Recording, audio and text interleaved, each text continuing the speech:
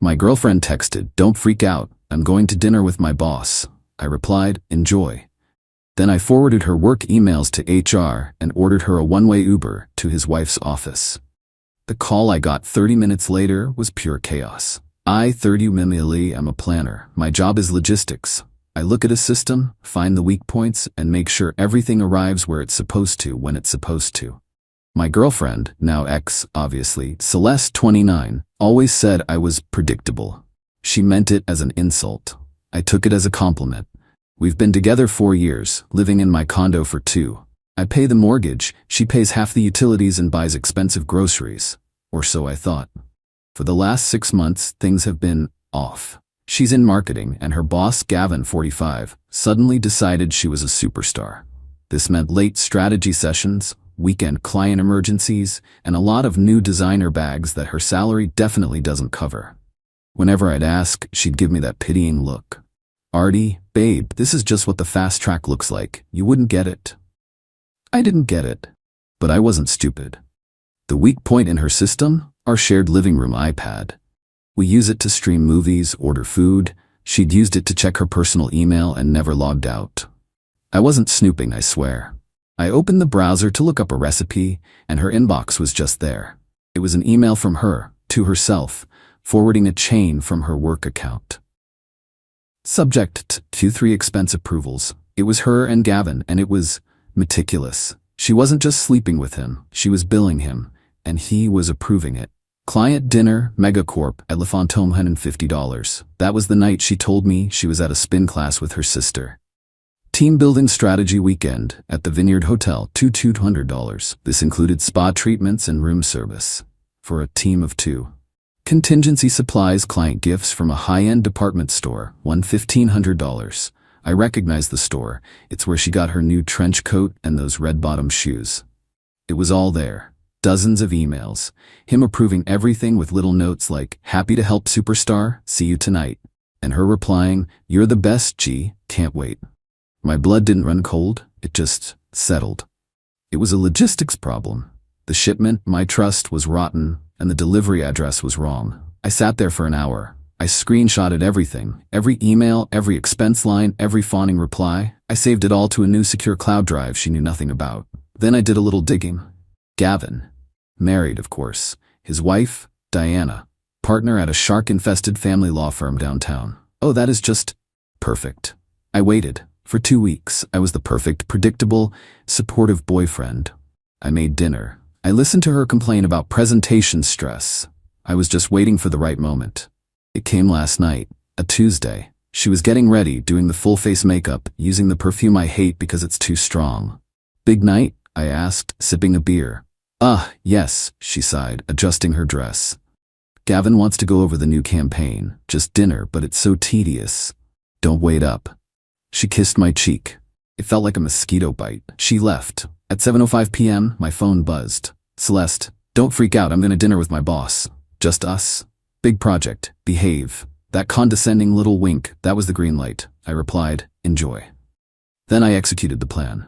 7:06 p.m., I opened a fresh, anonymous email account. I drafted a message to the head of HR and the chief financial officer at her company. Subject, urgent, expense report, fraud and misuse of funds. Gavin, last name's department. Body. To whom it may concern, I am a concerned employee. Gavin, last name, has been using company funds to finance an affair with his subordinate, Celeste. They have been filing fraudulent expense reports for months.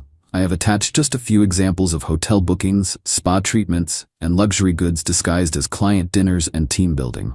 I suggest you audit his department immediately. I wish to remain anonymous. I attached the 10 most incriminating screenshots. Click Sent. 7:10 p.m. I opened the Uber app. I knew the restaurant. Gavin was predictable too. Le Fantôme, their client spot. Pickup, Le Fantôme, destination 121 Financial Plaza, the offices of Diana's law firm. 7. I sent a text to Celeste. "Change of plans, your ride is here." I blocked her number, blocked her on all social media, logged out of the shared iPad. I sat back, I turned on the TV. I didn't feel angry, I felt efficient. At 7:43 p.m. my phone rang. No caller ID. I let it ring twice. Answered. Silence, then panicked whispering. "Who is this?" It was Gavin. He sounded like he was in a closet. "Hello," I said pleasantly. "What did you do? What did you do?" She's at Diana's office. The Uber just left her there. She's in the lobby. Diana just called my cell. She saw her on the security feed." "What is happening?" He was hyperventilating. It was delightful. "Gavin, old sport," I said, using a nickname I'm pretty sure he's never been called. "That sounds like a terrible logistics problem. You've got a high-value asset in the wrong delivery zone, and it looks like your partner Diana is handling the receiving. This isn't funny. You have to call her. Tell her it was a joke, a prank." "A prank? Like billing your company for a spa day with your girlfriend? That kind of prank?" Dead silence. He knew. "Gavin," I said, my voice dropping. "You and Celeste made a critical error. You thought I was stupid. I'm not stupid. I'm thorough. Your superstar has been forwarding her work emails, the ones with the expense reports, to her personal account, on our shared iPad. You're not just a cheater, Gavin. You're an idiot. And you approved fraudulent documents. I think HR got my email about, 30 minutes ago." I heard a sound, a muffled sob. "You're done," I said. "Both of you. Now, if you'll excuse me, I have some packing to do. Don't ever call this number again." I hung up. The apartment was so quiet. I grabbed a stack of heavy-duty trash bags and headed for her closet. Time to streamline the inventory. Update 1. It's been about 72 hours since the Uber. The silence in my apartment has been amazing, but the noise from the outside world has been intense. So the immediate aftermath. Around 1:30 a.m. on Wednesday morning, the pounding started. Not just a knock. A full-on, end-of-days pounding. "Arthur, open this door, you psycho. Open it right now." I was on my couch watching a documentary. I didn't move. I'd already put the chain on and double-bolted the lock. "You think this is funny? You ruined my life. My career is over. Gavin is..." More pounding. She was kicking the door now. "I'm calling the police. I'll tell them you assaulted me." That was a mistake. I picked up my phone and started recording her threats. After about 10 minutes of this, she actually did it. 2 police officers showed up around 2 a.m. I saw the flashing lights through my blinds. I answered the door, chain still on. "Officer 1, sir, we received a call from this woman. She says you've locked her out of her apartment." Me, tired. "Officers, good morning. This is my condo. She was my girlfriend. She doesn't pay rent and isn't on the mortgage. We had a non-domestic breakup this evening. She's been threatening me for the last 20 minutes. I have a recording of her screaming she was going to file a false assault report." I held up the phone. The officers looked at each other, then at Celeste, who was now doing the hysterical crying thing. "Celeste, he's lying. He's crazy. He trapped me. He sent me to some witch's office." "Ma'am, where did he send you?" "My boss's wife's office. He's stalking us." "Sir, did you do that?" "Officer, I ordered her an Uber. She's an adult. She could have gone anywhere. She chose to make a scene." I looked at them. Honestly, I found out she was having an affair and stealing from her company, all while living in my home. I ended it. Now she's trespassing. This is a civil matter. And I'm happy to arrange a time for her to get her belongings with a civil standby, but I don't feel safe letting her in right now, especially after the false report threat. The cops were done. They told Celeste this was a civil dispute and that she couldn't be here. They told her she needed to find somewhere else to stay and contact me in the morning to arrange getting her things. She was livid. This is my home. I have makeup in there. My laptop. They eventually made her leave. I watched from the window as she stomped off to her car, the one I co-signed for, another problem for another day, and sped off. The next day, the real entitlement wave hit. My phone rang. Her mother, Brenda, Arthur, thank heavens. Celeste is here, and she is an absolute wreck. I think you owe her an apology. Me an apology? For what exactly? For this stunt. You embarrassed her. You sent her to that horrible woman's office. You got her suspended. Gavin was fired this morning, Artie. Fired. They walked him out. All over a little mistake. Me, Brenda, a little mistake is spilling wine. Billing your company for spa days and designer shoes to cover an affair isn't a little mistake. It's called fraud. She's lucky she's only suspended and not arrested. Her voice got cold. She is an ambitious girl. Gavin was mentoring her. You're just a jealous, petty little man who couldn't handle her success. You've ruined her. All because your ego was bruised. My ego is fine, Brenda. It's her career that's in the toilet. She needs to get her stuff. I have 14 boxes and 8 trash bags packed. She can come Saturday at noon. I'll request a civil standby. You'll be hearing from our lawyer. She contributed to that condo. She bought avocados, Brenda. Good luck with that. I hung up.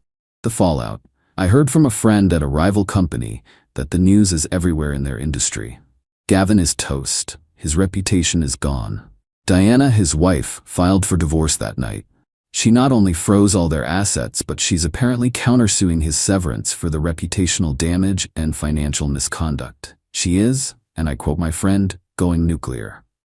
Celeste is suspended while HR does a full audit.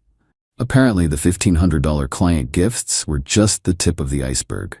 She's been skimming for almost a year. I also got a lovely call from the auto loan company. Surprise! Celeste missed her last payment, the car I co-signed for, so I took care of that. I called a repo company, paid the retrieval fee myself, and had it towed from her parents' house this morning. It's my car now, legally. I'll sell it and pay off the loan. She can add Grand Theft Auto to the list of things she's explaining to her mom. Saturday is the big pickup. I've requested the standby. I'm expecting a full-blown tantrum. I'm making popcorn. Update 2 Saturday. Noon. The big day. As expected, it wasn't just Celeste. At 12 p.m. on the dot, my buzzer rings. I look at the camera. It's Celeste, her mother Brenda, and, oh good, her father Frank. Frank is a big guy who always looked at me like I was a faulty appliance. I buzz them up. The civil standby officer, Officer Miller, is already here.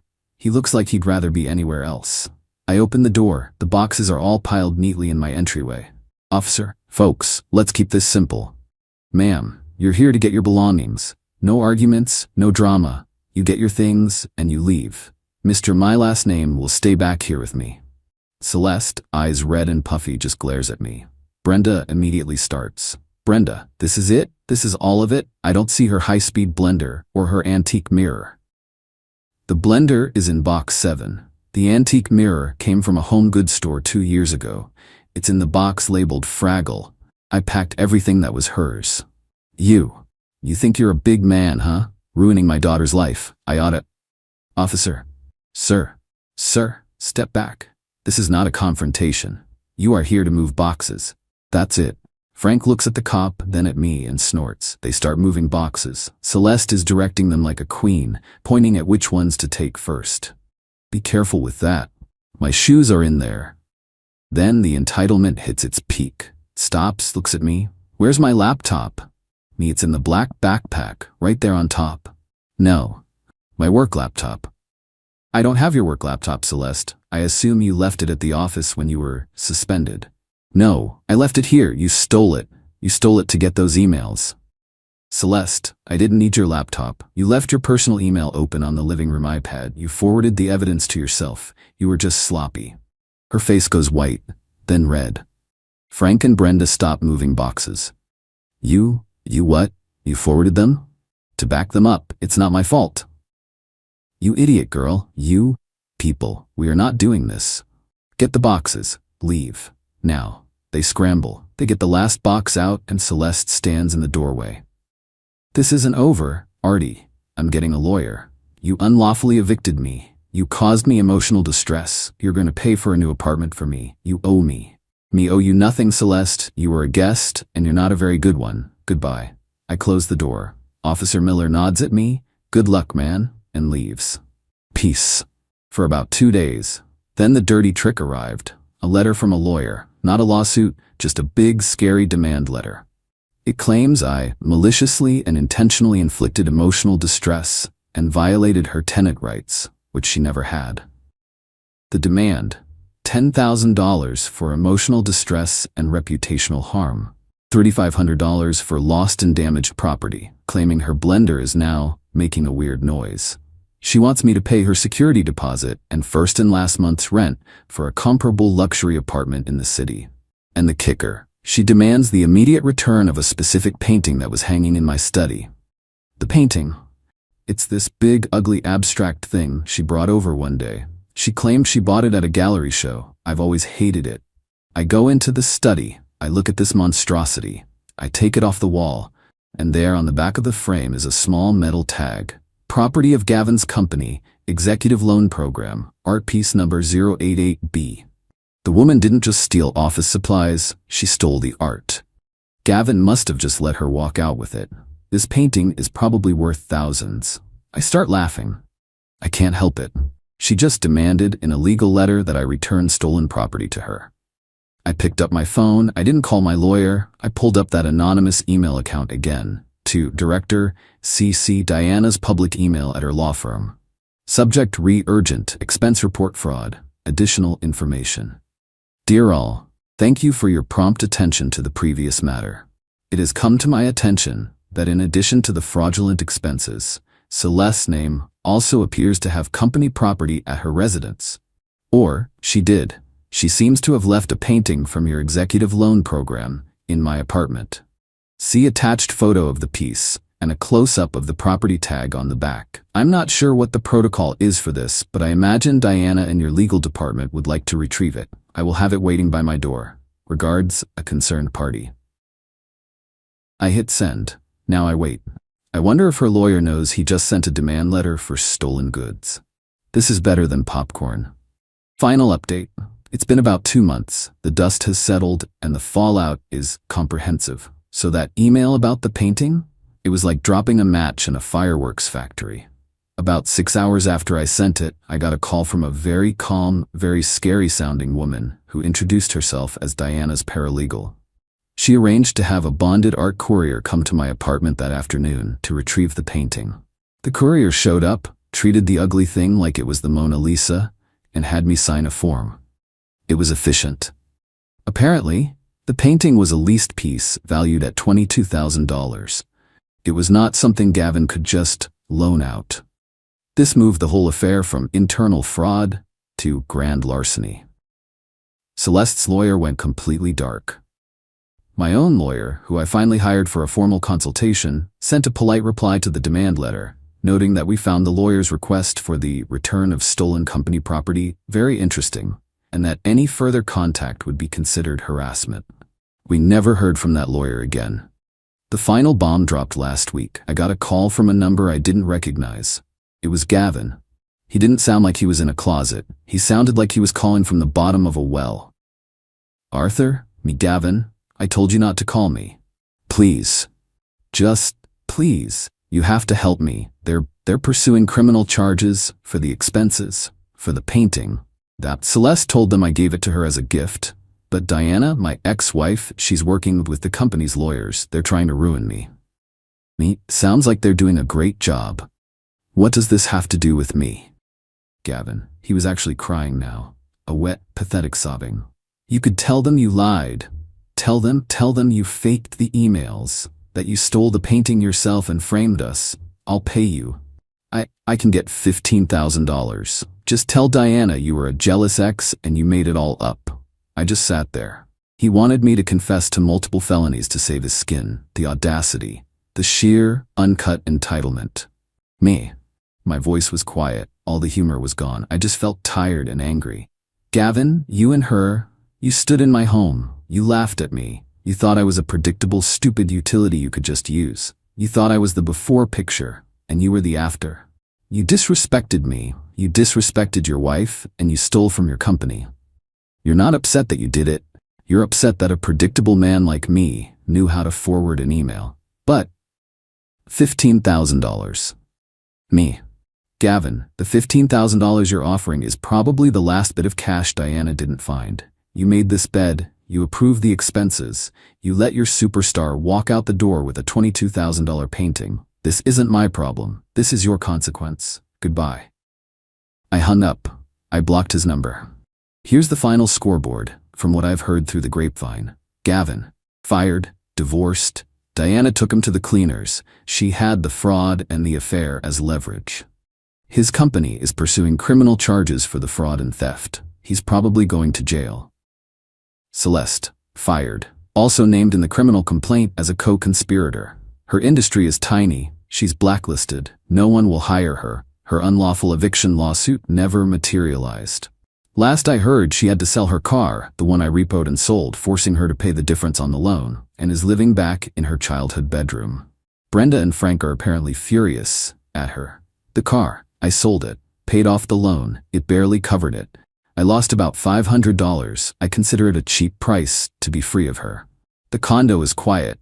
I bought a new painting for the study. It's a landscape. It's very predictable. It cost $200, and I have the receipt. It's weird. You spend 4 years with someone, and then it's just over, like a bad logistics contract. I'm not hitting the gym or climbing mountains. I'm just here. I'm processing the fact that the person I loved was a narcissistic thief. It stinks. It's a betrayal that leaves a mark.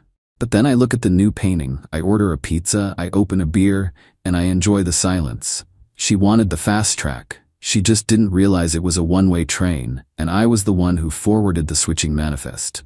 She was right. I am predictable. I predict that when you mess with a man's home and his trust, you end up in a world of trouble. System corrected.